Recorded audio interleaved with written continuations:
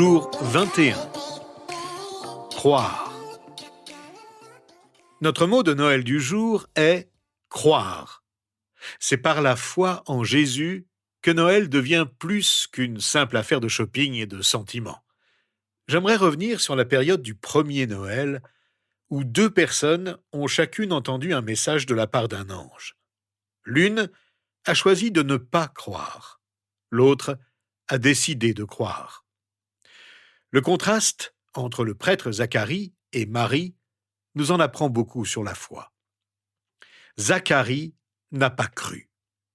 Le père de Jean-Baptiste a appris par un ange que sa femme Élisabeth aurait un enfant dans sa vieillesse. Sa première réaction fut de demander des preuves, au lieu d'accueillir la nouvelle avec joie et reconnaissance, car sa femme âgée était malheureuse de ne pas avoir pu avoir d'enfant. Dans l'Évangile selon Luc, au chapitre 1, nous lisons que l'ange Gabriel a dit à Zacharie « Voici, tu seras muet et tu ne pourras plus parler jusqu'au jour où cela arrivera, parce que tu n'as pas cru à mes paroles, qui s'accompliront au moment voulu. » L'attitude de Zacharie a été la suivante. « Merci pour la promesse, mais connaissant l'état de ma femme et moi, c'est un événement important. Peux-tu nous donner un signe pour le prouver ?» Ce n'est pas que Zacharie n'ait pas voulu pas croire. Il a beaucoup prié pour avoir un enfant pendant des décennies. C'est simplement qu'il a le sentiment que c'est trop beau pour être vrai à son âge avancé. Et il s'est probablement protégé de la déception en ne se fixant pas d'attente trop élevée. Nous nous privons de bien des miracles par cette même attitude. Zacharie a d'abord examiné les circonstances, puis ce que Dieu peut faire. Nous sommes tentés de penser que c'est logique. Mais si Dieu est réel, il n'y a rien de logique à faire passer les circonstances avant lui.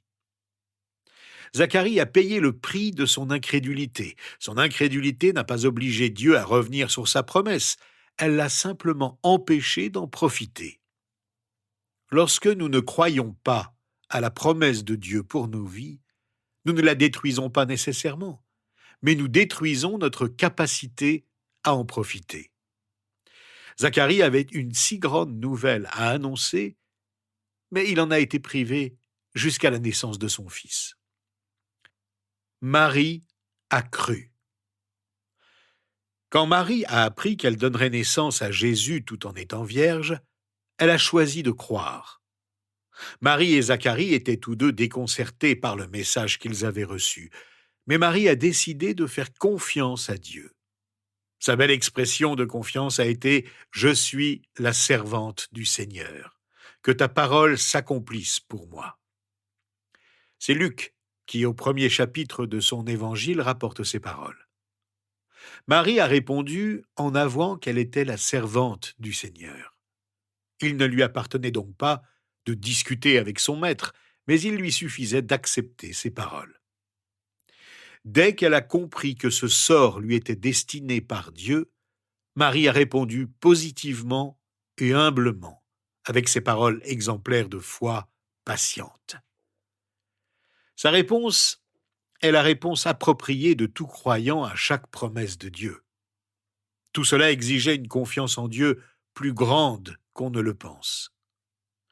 Marie a accepté une grossesse qui serait considérée comme suspecte, et ce dans une culture où l'adultère risquait d'être condamné à mort. Marie s'est donc identifiée au pécheur pour que le plan de Dieu s'accomplisse.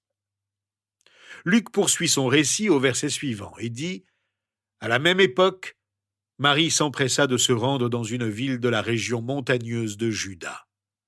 Elle entra dans la maison de Zacharie et salua Élisabeth. Dès qu'Élisabeth entendit la salutation de Marie, son enfant remua brusquement en elle et elle fut remplie du Saint-Esprit. Elle s'écria d'une voix forte « Tu es bénie parmi les femmes, et l'enfant que tu portes est béni. Comment m'est-il accordé que la mère de mon Seigneur vienne vers moi ? En effet, dès que j'ai entendu ta salutation, l'enfant a tressailli de joie en moi. Heureuse celle qui a cru, parce que ce qui lui a été dit de la part du Seigneur s'accomplira. Lorsqu'Élisabeth a dit « Heureuse celle qui a cru », on imagine combien Zacharie a dû être malheureux de ne pas avoir cru, et d'être privé de voix jusqu'à ce que son enfant soit né. Marie a pu entonner un chant de reconnaissance, le Magnificat, alors que Zacharie a été forcé de rester silencieux pendant de longs mois.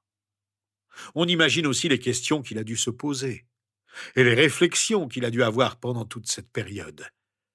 Sera-t-il un jour capable de parler, de croire et de louer Dieu à nouveau? Mais l'histoire de Zacharie ne s'est pas terminée là. Lorsque Jean naît et que la voix de Zacharie se libère, l'une des premières choses qu'il fait est de prononcer des paroles prophétiques sur Jésus et sur son Fils. Ces luttes intérieures pour croire l'ont conduit à la foi. Ce n'est pas parce qu'on a lutté pour croire qu'on ne croira jamais. En fait, c'est souvent à travers les luttes qu'on parvient à faire confiance à Dieu. Il n'est jamais trop tard pour croire et pour expérimenter les bienfaits de la foi. Avez-vous besoin de croire?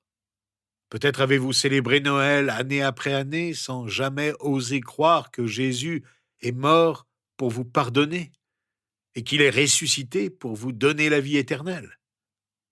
Je sais qu'aucun ange ne vous est apparu pour vous donner un message à croire. La vérité, c'est que Dieu nous a donné quelque chose d'encore plus grand que les quelques phrases que Zacharie et Élisabeth ont entendues, et même toutes les paroles de l'Ancien Testament qu'ils connaissaient bien. Nous avons le Nouveau Testament, qui contient le message de l'Évangile, celui de Jésus. Nous avons aussi l'enseignement des apôtres. L'apôtre Jean nous dit à la fin de son Évangile que son témoignage est vrai et qu'il a dit la vérité afin que nous croyions, nous aussi. Jean confirme que tous les signes qui sont racontés dans son Évangile ont été décrits afin que vous croyiez que Jésus est le Messie, le Fils de Dieu, et qu'en croyant, vous ayez la vie en son nom. Nous avons donc toutes les preuves nécessaires pour croire que Jésus est le Sauveur, et que c'est par lui seul que nous pouvons découvrir la vérité et en vivre. Remercions Dieu ensemble pour sa parole. Seigneur notre Dieu, nous croyons. Nous croyons que tu as envoyé Jésus pour nous libérer du péché et des forces du mal. Nous croyons que Jésus est le Messie. Nous croyons qu'il est ton Fils, ton unique, qui est mort pour nous, afin de nous donner la vie éternelle. Nous acceptons le don de ton amour. Nous acceptons ta grâce. Nous recevons Jésus dans nos cœurs et le louons du plus profond de notre être. Accepte notre louange au nom de Jésus. Amen.